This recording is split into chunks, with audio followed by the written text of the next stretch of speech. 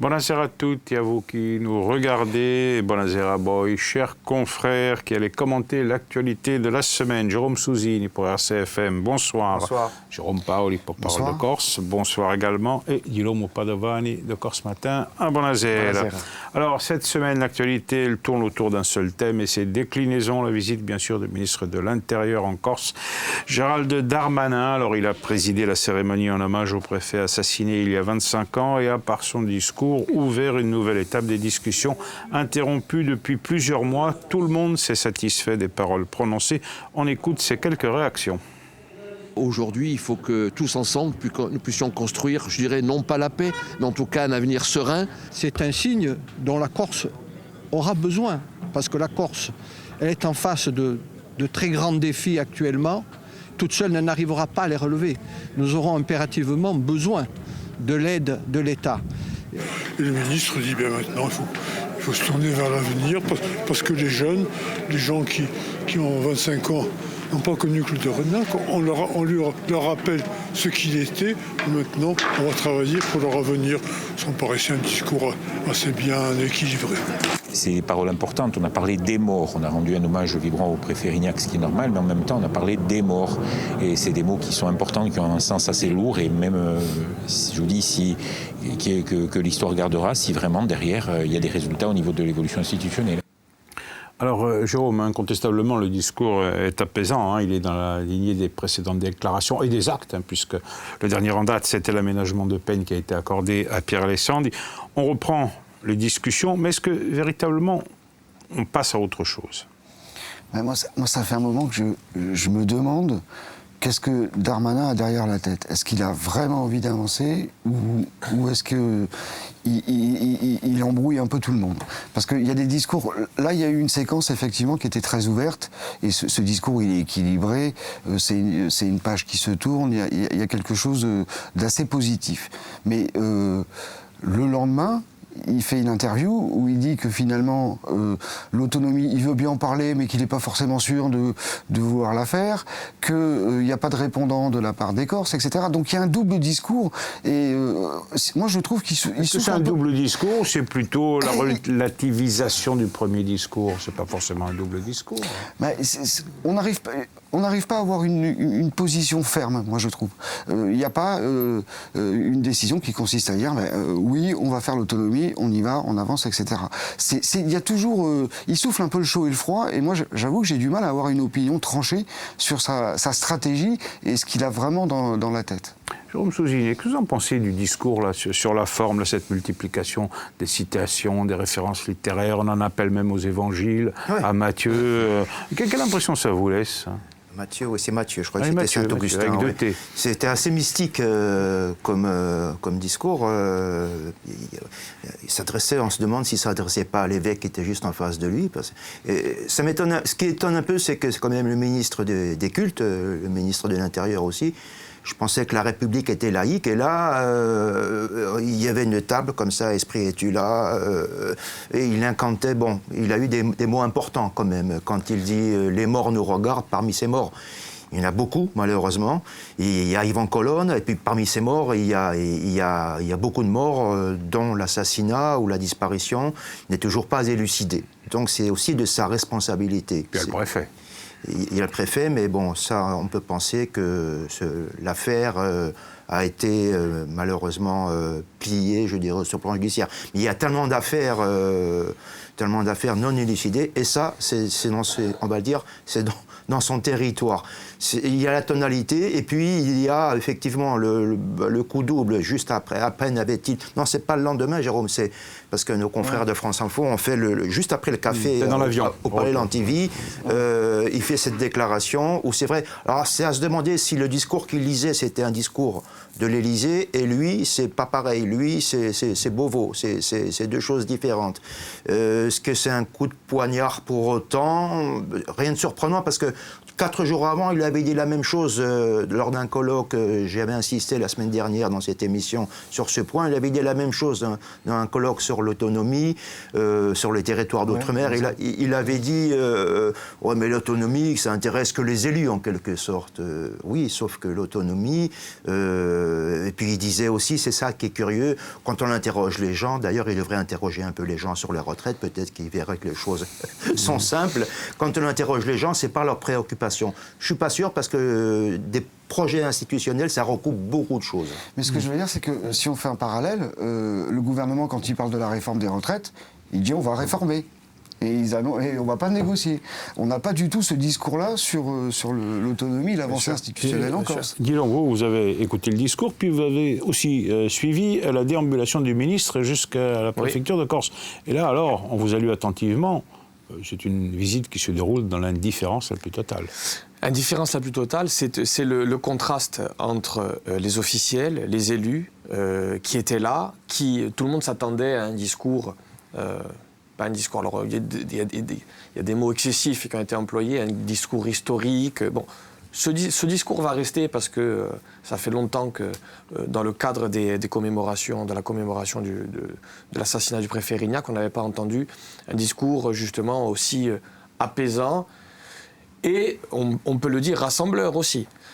En revanche, très peu de spectateurs hors officiels et hors élus pour la cérémonie et évidemment tout le long du parcours où tout le long du cours Napoléon, on a pu se rendre compte avec les professionnels, avec les Ajacciens, il faisait froid qui aussi, considéraient, il faisait froid, mais qui considéraient tout simplement que c'était une visite de plus.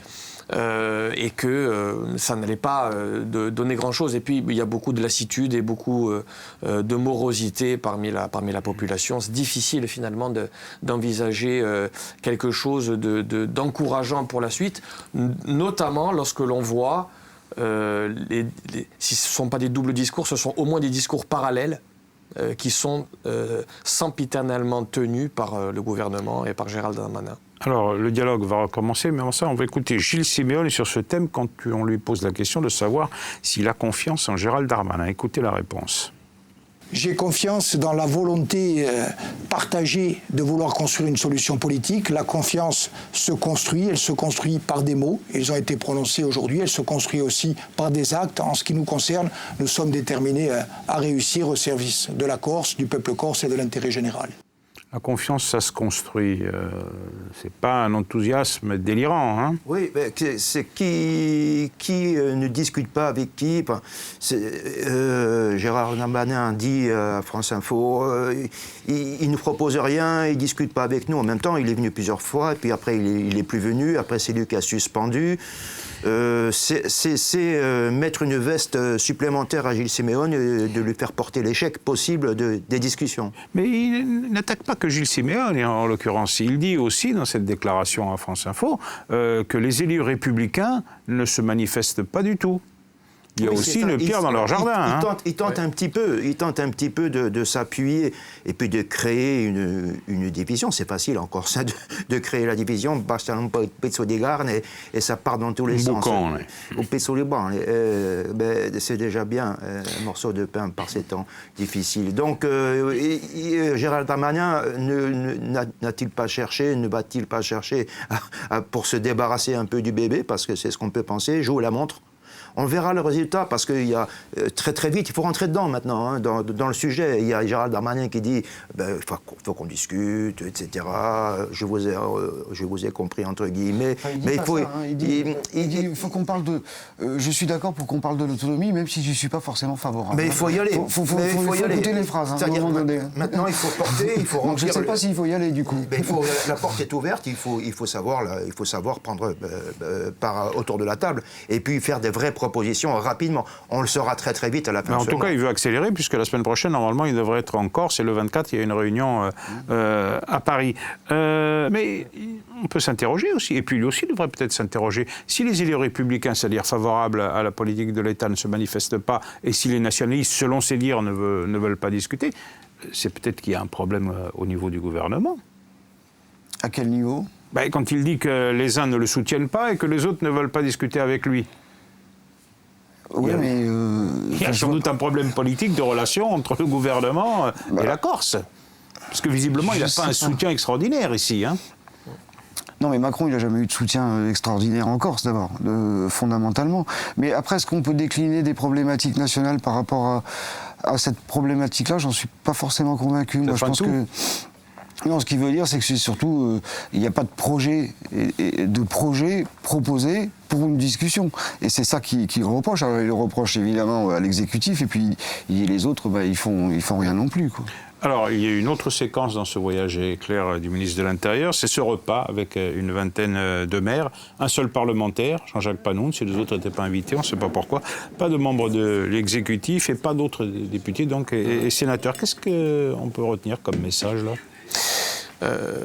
Si nous étions à côté de ça, nous pouvions penser que le président de la République, à l'époque, s'appuyait justement sur le tissu des maires et des communes de France, et donc pouvait s'appuyer sur les élus locaux que sont les maires. Là, en l'occurrence, Gérald Darmanin ne fait pas ça, puisque il a été question de rien du tout finalement au cours de ce repas. Il était question de convivialité, de discussion à bâton rompu, c'est en tout cas les mots qui ont été prononcés, et pas du tout, finalement, on n'est pas du tout rentré dans le vif du sujet. Non, une position assez curieuse, puisque on voit mal là aussi une tentative de continuer, en tout cas à avoir les maires dans sa poche, puisque... Vous pensez que les maires peuvent servir de contrepoids à l'Assemblée de Corse ? Les maires eux-mêmes n'ont aucun intérêt à... Ils n'ont pas de poids politique. Ils n'ont pas de poids politique, ils n'ont aucun intérêt à se mettre à dos la collectivité de Corse, surtout avec ce qui se passe en ce moment. Donc une séquence un petit peu hors sol, dans laquelle finalement il n'y a aucun fond politique. Mais qu'on veuille écouter les maires, c'est pas non plus une hérésie, parce qu'il y a des communautés de communes. J'ai pas dit que c'était une hérésie. Il y a des problématiques qui sont gérées par les communautés de communes, qui ne fonctionnent pas trop d'ailleurs les communautés de communes. Mais il n'en a pas été question là, c'est pour ça que. Mais qui sont complémentaires à des compétences de la région, et du coup, on ne peut pas... Enfin, moi, de dire je vais discuter avec les maires, je vais avoir un retour, ça ne me paraît pas complètement incohérent non plus, quoi. À condition de discuter, ça n'a pas été le cas, visiblement. Alors, il a cité un saint, moi je citerai saint Thomas, parce que, en fait, effectivement, Jérôme a raison de dire qu'à ce moment-là, lors du repas, il n'y a pas été question de... Mais c'est après.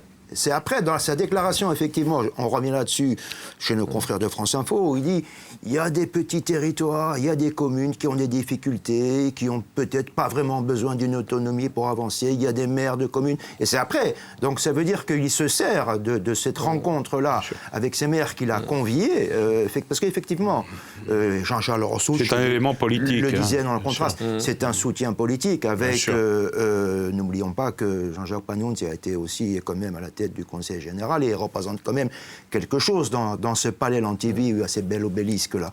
Donc voilà, c'est tous les symboles. On s'appuie aussi là-dessus. Et moi, ma crainte, c'est qu'il tente de gagner du temps en s'appuyant effectivement sur des dissensions qui pourraient poindre et en chargeant la mule sur Gilles Simeone en disant Gilles Simeone, il n'a rien à nous proposer, ce qui n'est pas vrai, à mon sens. Alors, l'objectif maintenant, c'est l'élaboration du projet de loi concernant la Corse et son intégration dans la réforme constitutionnelle. 2024, c'est le délai que le gouvernement a fixé comme date butoir. Ça vous paraît crédible, Jérôme ? 2024 Il va falloir travailler, il va falloir aller vite. Ça arrive très très vite. Donc c'est vrai qu'on a l'impression, mais c'est ce que tu disais, c'est que je pense que quand même, l'exécutif, il travaille sur un projet, il y a des choses, mais maintenant, il va falloir sortir vite le dossier parce que 2024, c'est demain matin, quoi. Et il faut être opérationnel, voilà. Il y a une nécessité absolue aujourd'hui de l'être. Gérald Darmanin joue parfaitement sur l'impatience des Corses concernant la vision que l'on souhaite pour cette autonomie.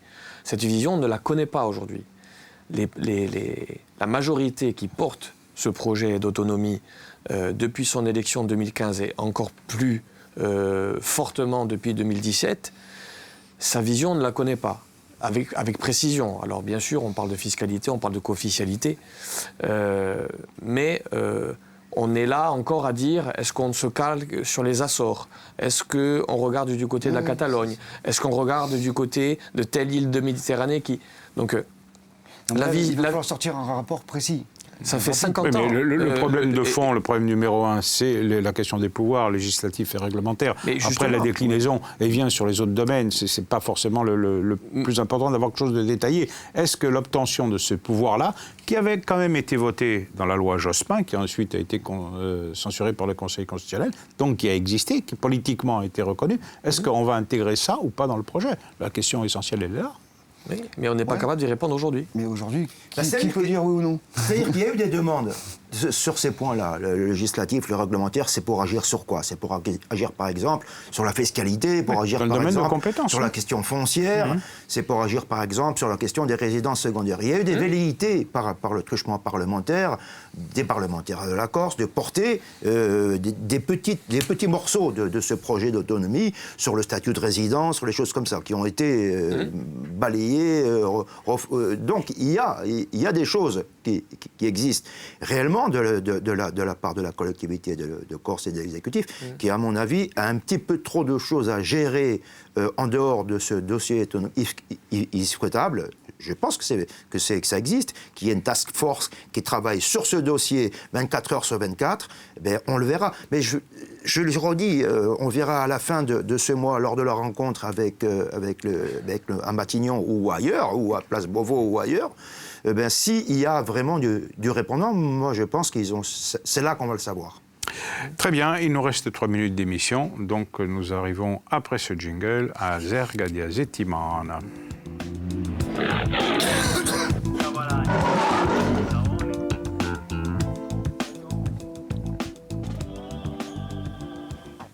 Guillaume, c'est à vous. Alors moi, cette semaine, je me suis intéressé à le refus de la CDC du projet d'usine de surtri qui est porté par la CAPA à Ajaccio. Alors le projet de Monte va voir le jour. Celui d'Ajaccio, visiblement, est recalé. Alors je ne suis pas là du tout pour défendre le projet de la CAPA, mais m'interroger en tout cas sur ce que l'on doit faire et ce qu'on ne doit pas faire. On nous dit qu'il ne faut pas d'usine de surtri à Ajaccio, très bien, pas de problème, mais on ne dit pas pourquoi. Et on n'explique pas pourquoi, et la CDC ne l'explique pas. Et c'est toujours un petit peu cette frustration permanente de ne pas voir des projets sortir dont la Corse a besoin. Alors, encore une fois, je ne dis pas que la Corse a besoin d'une usine de surtri à Ajaccio, mais lorsque l'on refuse un projet sur un domaine aussi important que celui des déchets qui n'est pas réglé, on doit des explications que l'on n'a pas. Jérôme Paoli, très rapidement. J'ai un coup de cœur, coup de gueule. Cette semaine sur le cours Napoléon, ils ont mis plein d'arbres, et ça c'est vraiment très très bien, parce que de remettre du végétal dans les communes, c'est très très bien. Mais alors je les trouve un peu petits. Voilà, c'est juste pas de patience. Oui, mais j'ai peur que ce soit mes arrière-petits-enfants qui les voient véritablement, vu la taille. Voilà. Jérôme Souzine, le meilleur pour la fin. Ah oui, je vais raconter une histoire de cul, j'ai le droit à cette heure-ci. Je vais juste vous expliquer un truc. C'est un petit coucou, j'arrive pas à lever ce fauteuil à notre ami du quotidien, Yann Barthès. Hein, voilà, je vais lui dire, il se met comme ça, d'ailleurs j'arrive pas trop à faire, je sais pas comment il fait, puis il saute comme un zébulon, il saute, il est rigolo parce qu'il est fort en magagne, Manu, c'est moderne fort, il magagne en origine. Je veux dire, vive le service public, vive France 3 Corse via Style, vive France Bleu RCFM, salut de Yann Barthès, et puis foutez-nous la paix, la gade James Page, parce qu'on a besoin de paix, vous aussi. Allez, à bientôt, merci, au revoir, Yann. Voilà, c'était juste mingonfiant. Eh bien, c'est ainsi que s'achève notre émission. Messieurs, merci à tous les trois de votre participation. On se retrouve la semaine prochaine pour une autre émission. Intanto di Marianne Romani che Boridroit de Corsi Gazella. Buona settimana a tutti.